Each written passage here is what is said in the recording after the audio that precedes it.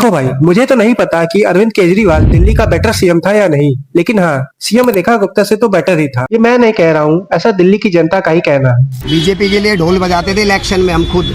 BJP के लिए ढोल बजाते हाँ जी, थे? इनके इलेक्शन में खुद ढोल बजाने जाते थे हम, तो अब वो हमारा ढोल बजा रहे हैं। रेखा गुप्ता जी ने अपने इलॉजिकल स्टेटमेंट से और सेंसलेस डिसीजन से दिल्ली का दिल जीत लिया है। वो कहते हैं ना, भूत के पांव पालने में ही दिख जाते हैं। यही सेम चीज दिल्ली की जनता को भी रियलाइज हो रहा है। यमुना रिवर का सिर्फ 2% ही दिल्ली से गुजरता है, लेकिन यमुना रिवर का 70% पॉल्यूशन इसी दिल्ली के 2% से ही आता है। और तो और सर्दियों के मौसम में दिल्ली का air quality index poor category के भी पार हो जाता है, जो कि बच्चे, बूढ़े और प्रेग्नेंट महिलाओं के लिए घातक साबित हो सकता है। लेकिन हमारे रेखा जी को ये सब कहाँ दिखने वाला है। उन्हें तो बस बागेश्वर धाम बाबा की आरती करने को कह दो। जब दिल्ली में आम आदमी पार्टी की सरकार गिरी और फिर बीजेपी ने इसे टेक ओवर किया, तब मुख्यमंत्री की दावेदारी के लिए बीजेपी ने कुछ बड़े नाम ऐलान किए थे, जैसे कि परवेश शर्मा, जिन्होंने अरविंद केजरीवाल को उनके घर में ही हराया था, और कैलाश गहलोत, विजेंद्र गुप्ता, कपिल मिश्रा, यहाँ तक कि मनोज तिवारी पे भी बीजेपी की नजर थी कि किसको सीएम बनाया जाए। पर इन सब नामों में कहीं भी रेखा गुप्ता जी का नाम ही नहीं था। तो आखिर किस आधार पे बीजेपी ने दिल्ली की चीफ मिनिस्टर की कुर्सी रेखा गुप्ता जी को सौंप दी? Just think about it.